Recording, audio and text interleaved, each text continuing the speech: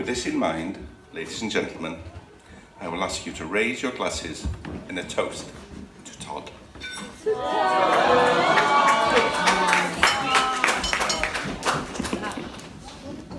Right, I'm not going to try and pass on any wise fatherly advice.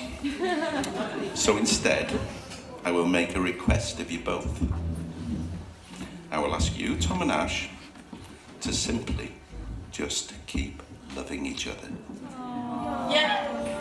Now today, that may seem very simple, and maybe it's hard to imagine otherwise. But sometimes life will get stressful. It'll be fraught and it'll be difficult, and it's easy to become distracted from what is really important. You have decided that your love for each other is so important that you have made a lifetime commitment. Always remember that, especially in the difficult times. Simply keep loving each other and your life will fall beautifully into place. This is only the beginning of a great journey for the two of you, and I wish you all the best and luck in your amazing adventure together. To the future, i'r dyfodol.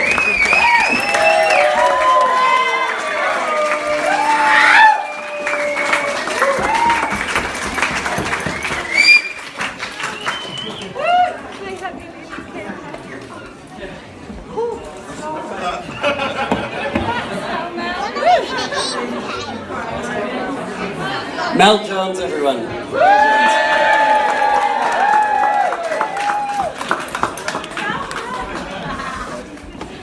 Loosen it up, it's on now. All right. Yeah!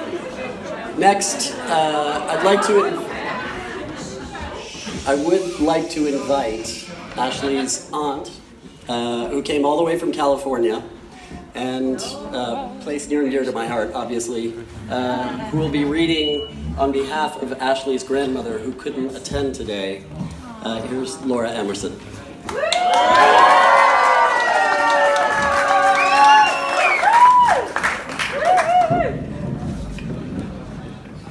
Mel, where is Mel?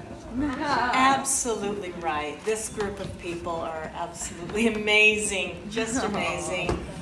My mother wanted to be here to read this, so I'm doing it in her place tonight. Yeah. She titles it Ashley's Wedding Toast. Yeah. My granddaughter Ashley has honored me by asking me to be a part of her special day. I couldn't be there in person to join in the joyous occasion of her wedding to Tom, but in my heart, I'm with each and every one of you. I'd like to tell you about the first time I met my granddaughter. My son Todd, Ashley's dad, had brought her over for a visit. I was waiting at the airport, searching the crowd, and finally I saw Todd coming in the distance with that big, beautiful smile of his. Walking beside him was this tall and graceful young woman. She walked quickly over to me and said, "Hi, Grandma." And my heart was so full, I thought I might burst. Todd was beaming with pride. Ashley, you were a tremendous joy to him. From that moment, I could see the special connection between you, and that will never be broken. Your dad was so proud of you and loved you so very much. He's here with you today, you know, and he's still smiling. He would have been proud to walk you down that aisle and pleased to entrust Tom with his most precious possession. Tom, you know Todd loved you too, and he would be enjoying this day to the fullest. Yeah. He would have been. Today has been a long day in coming for the two of you. In fact, some of us were wondering if it would ever come.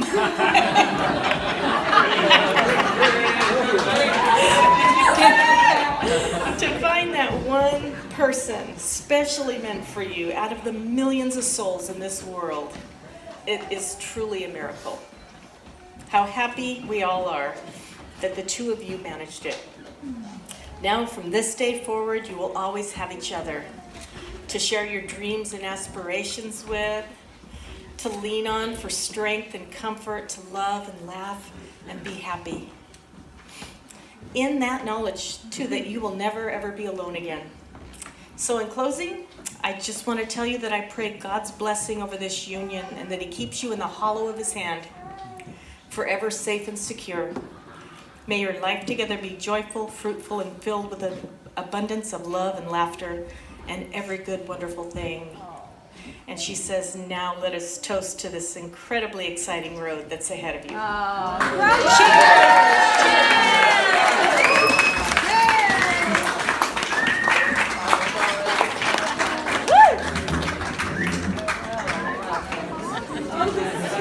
Yeah. Laura Emerson. Thank you, Grandma. That was a tearjerker. Woo! That was intense, guys. Like, wow.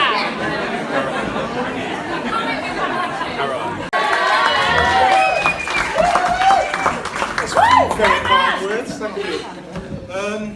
Well, wasn't that an amazing service this afternoon? Don't you think? Yeah. You know, the medieval chapel, the location, Tom and Ash looked so tremendous. And the bridesmaids and the flowers, everything was tremendous. Anyway, down to business. I'm just stalling, to be honest. Well, when Ash asked me to say a few words, I asked her for some guidance. I asked for a steer on what she wanted. And basically, she had two requests. First of all, I should only speak for 2 or 3 minutes, so I don't have long. Who's timing me? And secondly, I should tell you all how wonderful she is.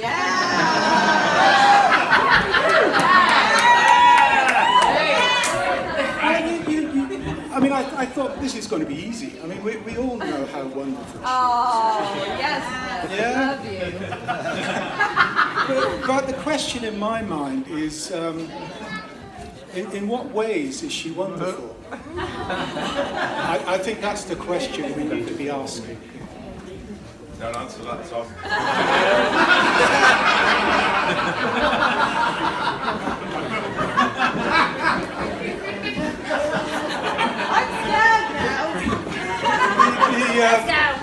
The first time I met Ash, okay, in fact, her mum warned me that Ash was very different. But I had no idea how different someone could be. So I met her down in London, it was about 7 or 8 years ago, and she was wearing this black leather full-length Gestapo-style coat.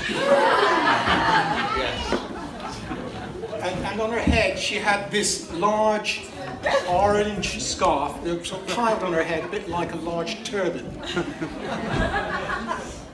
But that's not all.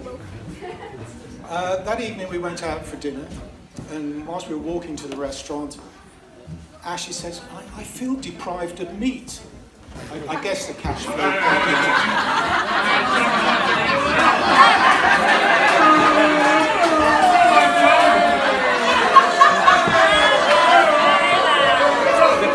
Never say that.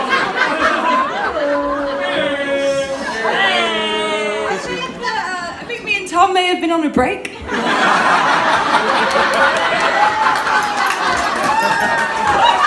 One of many.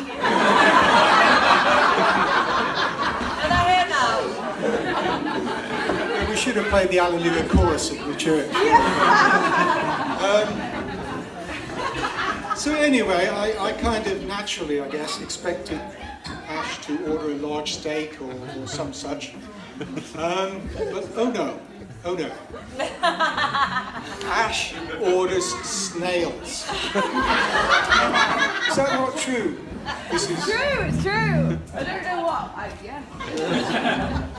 So really, from the very start of our relationship, I realized that Ash was wonderfully different. Wonderfully different. Ash is also wonderfully dippy. Wow! He's throwing some shade. Well, this is where I refer to my nose. Let's go. Let's go. Because I've got some actual Ashley quotes to share with you. And I want to get them right, so I've written them down. And I've got Tom to thank for these, because over the years Tom has collated these quotes for me. And I've just got 5 to share with you. Are these the top 5? This is, well, in my humble opinion. Okay. I've been running around like a chicken in a haystack. Just think about it. Good one, good one. It makes sense! The next, I get it. I threw my buggy out of the pram. I get that. Kind of. It's like walking on an icy lake. And one day, when she was eating a bar of chocolate, she says,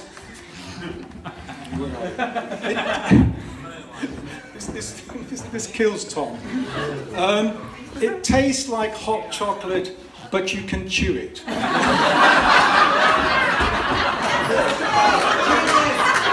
was really, really faulty!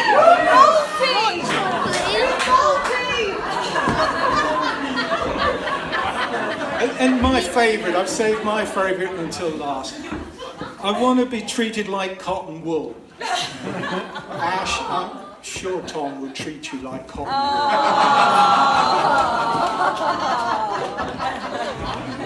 Yes, Ash is wonderfully dippy.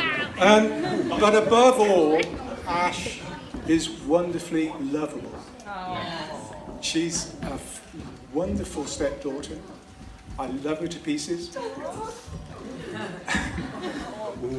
And I know we all love Ash. That goes without saying. Yeah, the mere fact she's got so many good, and I'll echo Mel here, not only good but great friends supporting her today, I think gives testimony to that fact. So wonderfully lovable. So you're wonderful, Ash. You're wonderfully different, wonderfully dippy, wonderfully lovable. Ladies and gentlemen, let's give a toast to Ash and Tom.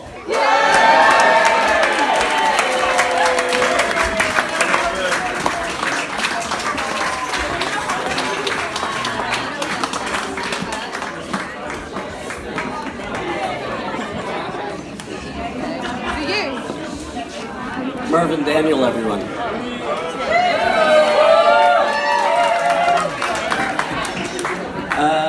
You're probably mostly familiar with our next speaker.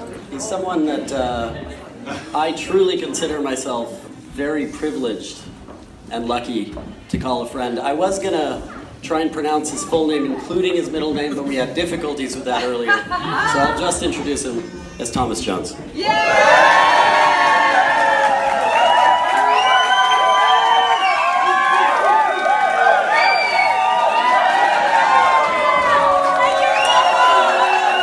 Thank you, Jonathan.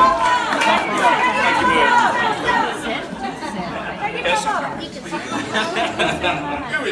Distinguished guests of no particular distinction, relatives, young and old, friends, freeloaders, hangers-on, gypsies, tramps, thieves, and anyone else who might have wandered in. I'd just like to say a few words before I spend the next 50 years of my life listening.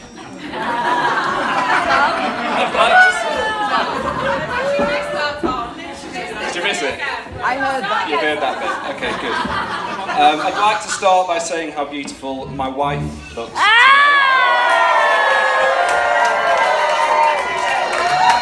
Stunning beauty and an unwavering confidence. I'd like to thank Jill and Merv for welcoming me into your family and for all your help and preparation of today. And feeding us both with solid advice and the world's best gin and tonics. Your brothers too, David and Chris. You've both gone out of their way to make me feel welcome, and I thank you both for that.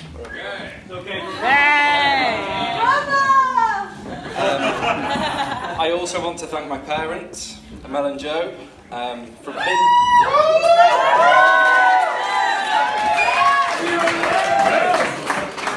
from midnight cheese on toast marathons, for drunken gaggles of friends, to driving to Manchester to look after me, having come down with an acute case of man flu. You've both really gone above and beyond the call of duty for both of us over the years, and we're immensely grateful. I'd also like to thank my sister, who has helped with pretty much everything.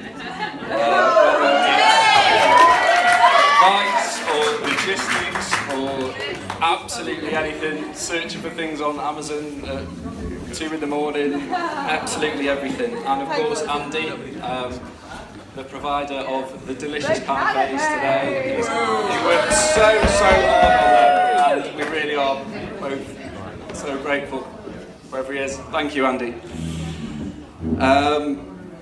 So there's an unwritten rule of wedding etiquette that states that no groomsman should look more handsome than the groom. So I'd like to thank all you guys for adhering to that rule so well.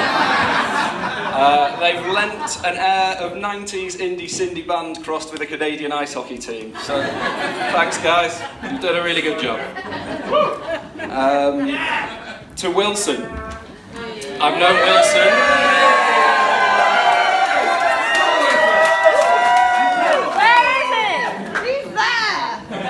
I've known Wilson, my best man, for over a decade now, and throughout that time he's been there for me when it matters, and is always ready with an encouraging word and a welcome bottle of beer when things are going badly. And me. Or going well. Or sometimes just going. He's my best friend too. And yours, I'm sorry. I'd like to thank him for all his help organising the stag do, and his invaluable help with the wedding plans, but most importantly, I'd like to thank him for being a true friend.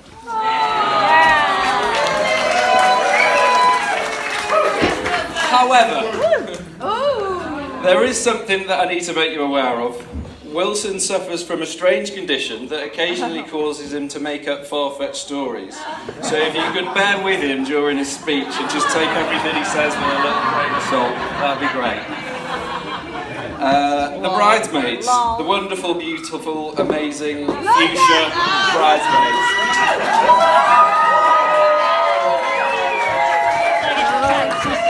No wonder Ash looks as beautiful as she does today with a squad like that back in her. A toast to the bridesmaids.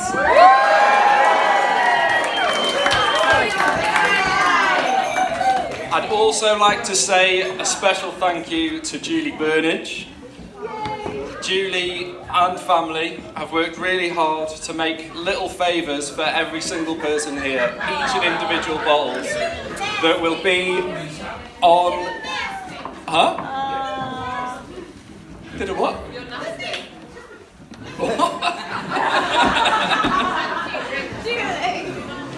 So everybody picked up a glass of champagne, hopefully, on their way in. Those favours will be on that table after this, so pick up one, please only one, guys, know you are.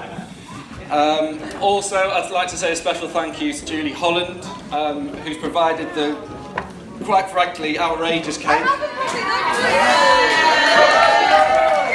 Absolutely epic, I'm sure you'll all agree. And finally, of course, I would like to thank my wife for agreeing to marry me.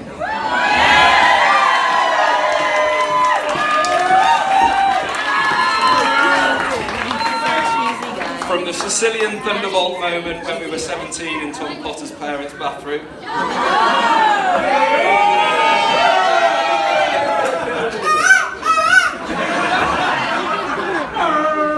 to you asking me the other week whether your hens had thrown you a wet fish instead of a red herring. You make me laugh, you bolster my confidence, pore over salacious gossip with me and fantasise about future dog ownership. I'm so happy to be the 0.1 mile an hour to your 100 mile an hour. I love you more with every day. Ladies and gentlemen, please stand and raise your glasses. You're already stood. And raise your glasses to my wife.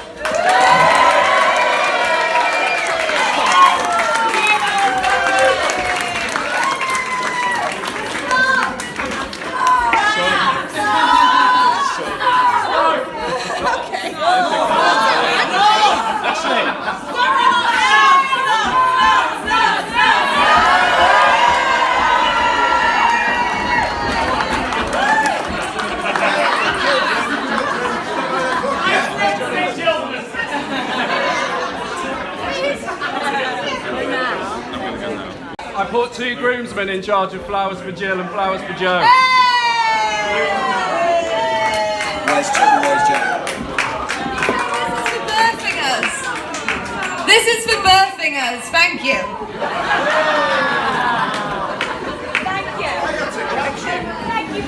And all your help and advice, not just for birthdays. So everybody, let's just raise a glass. How good has today been? I can't promise that mine's going to be as PC as the ones before, so apologies for all of that. But I've tried my best today to get around and say hey to everybody. You've obviously heard. I'm Wilson, Tom's best man. Again, at some point over the last few days, you'll probably hear all the girls shouting "Willie" at the top of their lungs. Willie! Don't worry, Rich Cameron hasn't got his cock out again. Oh good, it's just another nickname for me. So I was truly honoured when Tom asked me to be his best man. Honestly, mate, you're like a brother to me. What I think is most honourable, though, is that you finally admitted that I'm the better man. Shit, I didn't plan this out very well, did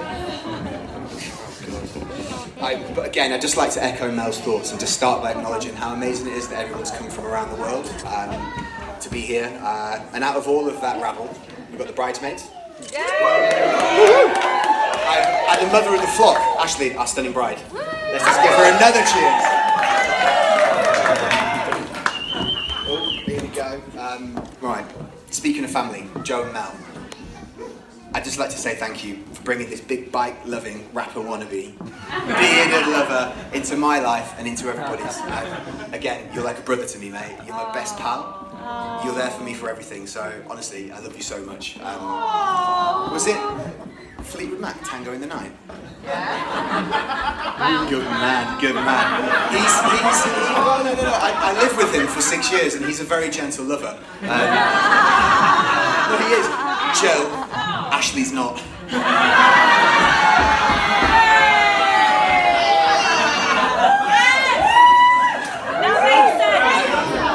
But again, not to get soppy, I'd just like to say thanks to Jill and Tom for bringing up such a weird, beautiful, amazing... You like my sister? Come here.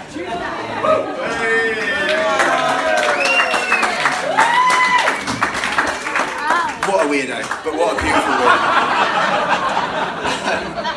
Now, as I previously mentioned, myself and Tom have probably been best friends now for like 12, 13 years. Since I laid eyes on you, mate. It's just one man for me.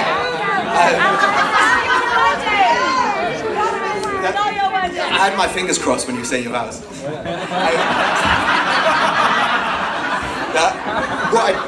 I'd say there's nothing that I wouldn't ever do for you, Willie, in the world, and I'm sure it's pretty similar. There's nothing that you wouldn't do for me. Yeah. Which is quite funny, because for the best part, we do nothing for each other, so, you know, it's all good. Now, I don't want to shock you, Joe, so maybe plug your ears, but it's only one story, because I'm going to keep it short, because I've got one about you. So,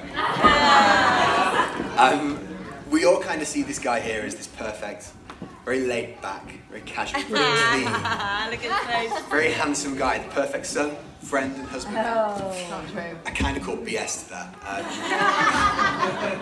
We had a very fun, eventful time in Manchester when we lived together. I sadly came back from New Zealand because I missed my mum.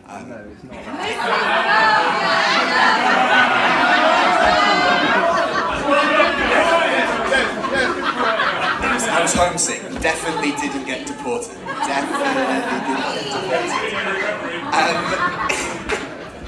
Now, one night, for whatever reason, Tom was the only guy staying in the flat. Yeah, it's that story. There were probably 6 or 7 of us living in the house, me on the couch, on the floor, whatever friend I had that evening. Drew upstairs, Nick downstairs, Jen, Sarah, and we'd all come back over the course of the weekend to find what I can only describe as, who was the newest kids, the fattest number 2 in the downstairs shower.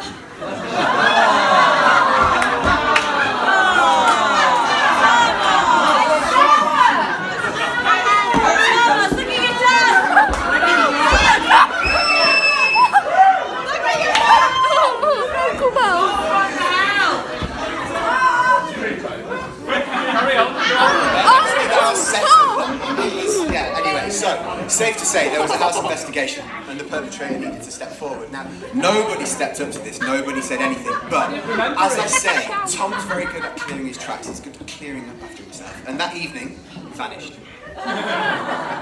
Without a word, never to be said again. Now, ridiculous. Now, mate, you're my best friend, regardless of your shower etiquette. You're my confidant and you're my partner in crime. But not only that, I'm blessed to be here between 2 of my best mates.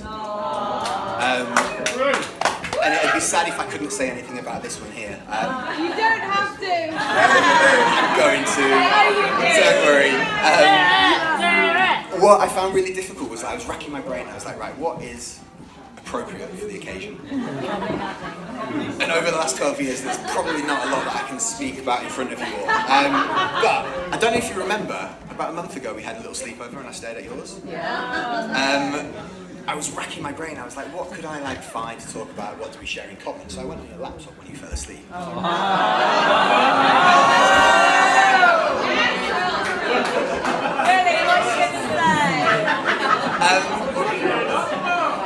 I'm going to move on because it's safe to say that I'm not into Viking porn. I'm not into medieval porn.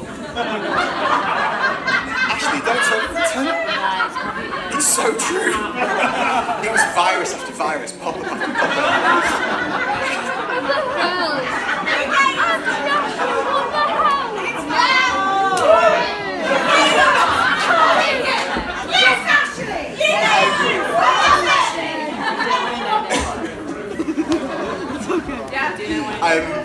So I'm not going to go into that anymore. So I thought I'd share with you how I met you. My first little story of Ash. I don't know. We all lived together. Oh, this is about you. This is about you. Our first day when we met each other. Yay! It was our first day of university in Manchester. We all lived in halls of 4. A friend of mine, Dave, who's sadly not here today, from Sheffield, he was over there. We moved in.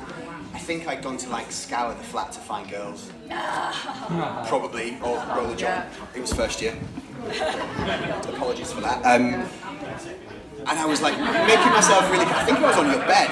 Yeah, he was sat in my bed. I hadn't even walked into the room yet.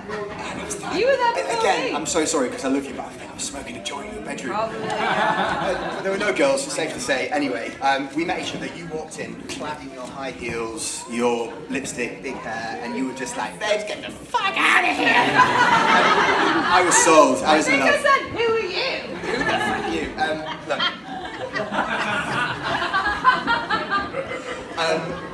You're like a sister to me, and a brother. I'm like a third wheel. I know it's a bit sad, but hey. I'm not. I am. I definitely fucking am. I am. Look, I'm not in any position to be saying anything this evening about relationships or marital advice, but I've looked upon you both with such admiration for so long now since I've met you. It's like a true love, an honest love that we don't rarely see. I've got a few words to say just before I finish. They're in Welsh and I'm a Yorkshire boy, so bear with me. Right, you can all buy me drinks if I do it well, or you can hit me later. Here we go.